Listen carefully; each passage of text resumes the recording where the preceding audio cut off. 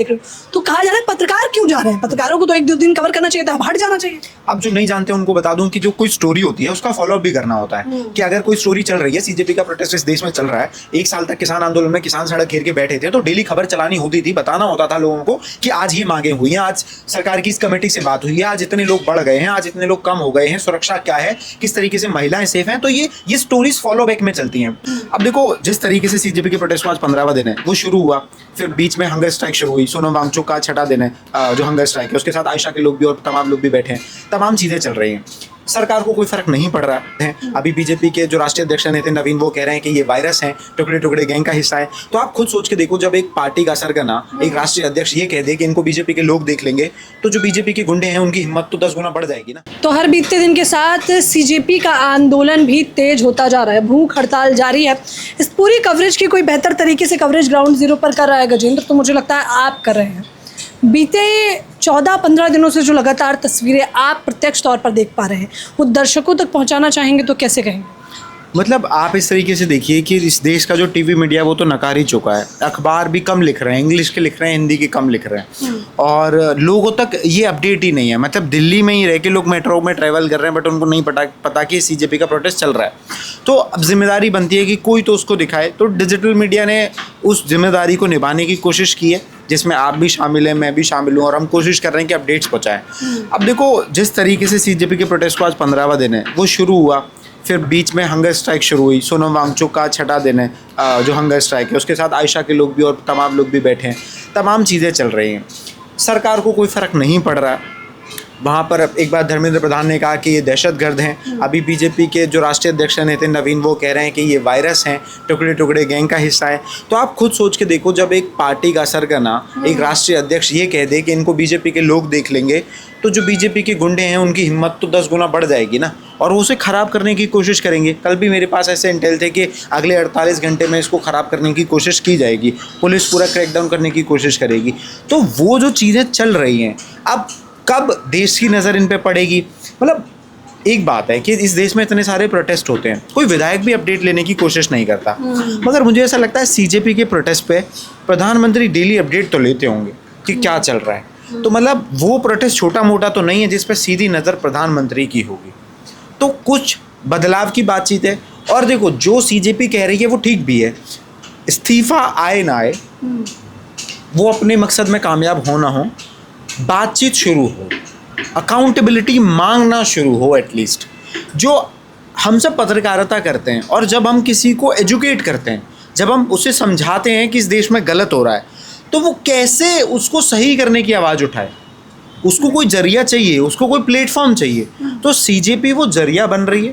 अच्छा, आप पत्रकारों पे आरोप लग रहा है, जैसे आप 15 दिन हो, 16 दिन हो, मैं लगातार आपको देख पा रही हूँ, आप जा रहे हैं जहाँ जहाँ आंदोलन हो रहा है, वहाँ की तस्वीरें मैं आपकी देख रही हूँ। तो कहा जा रहा है पत्रकार क्यों जा रहे हैं, पत्रकारों को तो एक दो दिन कवर करना चाहिए था, अब हट जाना चाहिए। अब जो नहीं जानते उनको बता दूं कि जो कोई स्टोरी होती है उसका फॉलोअप भी करना होता है कि अगर कोई स्टोरी चल रही है, सीजेपी का प्रोटेस्ट इस देश में चल रहा है, 1 साल तक किसान आंदोलन में किसान सड़क घेर के बैठे थे, तो डेली खबर चलानी होती थी, बताना होता था लोगों को कि आज ये मांगे हुई हैं, आज सरकार की इस कमेटी से बात हुई है, आज इतने लोग बढ़ गए हैं, आज इतने लोग कम हो गए हैं, सुरक्षा क्या है, किस तरीके से महिलाएं सेफ हैं। तो ये स्टोरीज फॉलो बैक में चलती हैं। तो हमने 20 तारीख को ये बताया कि प्रोटेस्ट शुरू हो गया है। अब हम ये बता रहे हैं कि वहाँ पे जो हंगर स्ट्राइक है, वहाँ पे जो लोग बैठे हैं उनको कितने दिन हो गए, क्या स्थिति है, वहाँ पे खाना पीना कैसे अरेंज हो रहा है, कितनी सुरक्षा है। तो ये फॉलो अप होते हैं स्टोरीज के। अब खाना देने तो मुस्लिम आ रहे हैं, वहाँ पर क्या एजेंडाधारी हैं तमाम लोग जो मुसलमान ही समुदाय के हैं, तो करना क्या चाहते हैं? तो मतलब वो लोग जो कहते हैं कि यहाँ मुल्ले ना आए, अब उनको तो चुभेगा ही ना जब मुल्ले ही यहाँ पे आके खाना बांटेंगे। तो मतलब उनको तो लगेगा कि ऐसा क्यों हो रहा है, हमारा तो एजेंडा फेल हो रहा है, हम तो खाई पैदा कर रहे थे हिंदू मुसलमान के बीच में, आ रही है तो साथ आके खाना खा रहे हैं। तो ठीक है, मंसूबों पे पानी फिरना चाहिए, वो ज़रूरी भी है बहुत ज़्यादा। क्योंकि आप खुद याद करो कि आपने जब से पत्रकारिता शुरू की थी, आपने कितनी जगह ऐसे धरना देखे थे जहाँ पे हिंदू, मुस्लिम, सिख, ईसाई, इस धर्म के, इस देश के सारे धर्म एक जगह बैठे थे। वहाँ पे बैठे हैं लोग। अभी कल रात को ही मैं था वहाँ पे, तो 3 बजे एक फैमिली आई थी, सिख फैमिली थी, तो वो अपने एक छोटे 6th क्लास के बच्चे को दिखाने लेके आए थे, बच्चा ही लेके आया था उनको। उसने कहा मैंने यूट्यूब पे देखा था। तो लोगों तक बात तो पहुँच रही है, लोग आ रहे हैं, समझ रहे हैं, और समझेंगे धीरे धीरे, मुझे लगता है। क्या निष्कर्ष देख पा रहे हैं आप बतौर पत्रकार? निष्कर्ष तो ये है कि इस्तीफा आ जाएगा तो बहुत बढ़िया होगा, कंक्लूजन मिल जाएगा और एक जीत होगी। सरकार को मैं झुकना नहीं कहूँगा, बट समझदारी होगी अगर इस्तीफा देंगे तो, मैं तो ये कहूँगा, क्योंकि अकाउंटेबिलिटी लेना बनता है, डेमोक्रेसी में ये होना चाहिए। और दूसरा ये है कि बातचीत की प्रोसेस जो है वो शुरू हो रही है, अकाउंटेबिलिटी मांगना शुरू हो रहा है। एटलीस्ट ये है कि हम अगर कोई गलत करेगा तो एक डर बिठाना ज़रूरी है। जैसा कि इनकी जो बैकग्राउंड है वो ऐसी नहीं रही कि इस्तीफा देते हैं किसी चीज़ पे, इनका है जो हमने कर दिया वो सही है, खत्म हो गया मसला। ऐसा नहीं होना चाहिए ना। अगर 240 लोग एरोप्लेन क्रैश में मर जाते हैं तो उड्डयन मंत्री को जिम्मेदारी लेनी चाहिए ना। अगर नई दिल्ली रेलवे स्टेशन पे 200-250 लोग मर जाते हैं तो जिम्मेदारी लेनी चाहिए ना रेलवे मंत्री को। तो अगर नीट पेपर लीक की वजह से लोग मर रहे हैं तो शिक्षा मंत्री को जिम्मेदारी लेनी चाहिए, मुझे ऐसा लगता है। तो जिम्मेदारी लेने की जो होड़ है वो यहाँ से शुरू होनी चाहिए। जिम्मेदारी लेने की जो होड़ है वो यहाँ से शुरू हो गई है। तमाम दर्शक जो आपको देख रहे हैं, जो अभी भी घरों पर हैं, नहीं जा रहे हैं गजेंद्र, उन्हें क्या कहेंगे?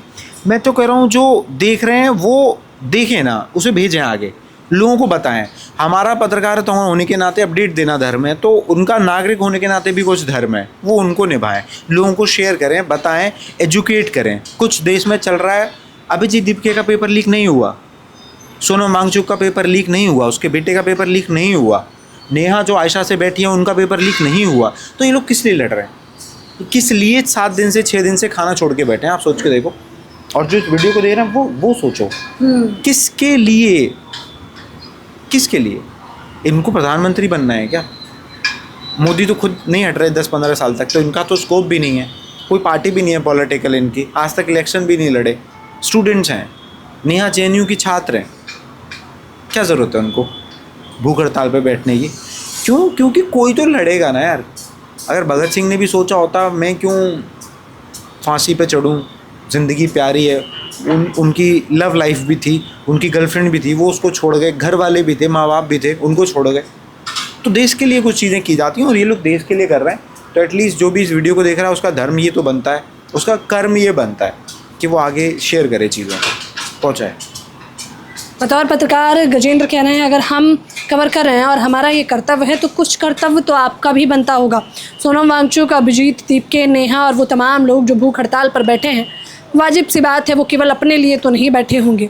वो तो कोई साइंटिस्ट है, कोई बाहर पढ़ता था, तो कोई PhD प्रेफर कर रहा है, तो उनको तो आवश्यकता नहीं है। आपके लिए, आपके परिवार के लिए, आपके बच्चों के लिए अगर कोई लड़ाई लड़ रहा है तो कुछ ना कर सके तो कम से कम शामिल हो जाए। फिलहाल इस खबर पर, इस बातचीत पर आप अपनी राय जरूर दें। कैमरामैन नावेद के साथ ज्योति यादव।